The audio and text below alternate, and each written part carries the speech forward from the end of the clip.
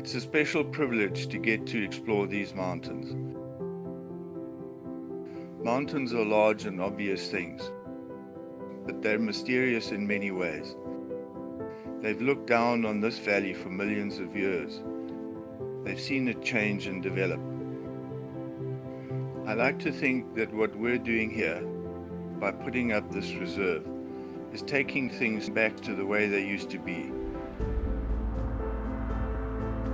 The way the mountains remember them.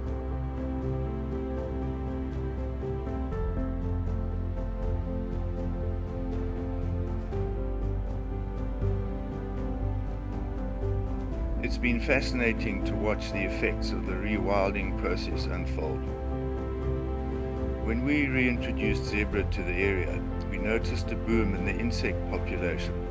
This brought in new species of birds, species that were historically residents of these mountain slopes. As we've cleared out alien vegetation, we've seen a noticeable increase to our biodiversity. We're drawing from the past, building something that we can protect for the future.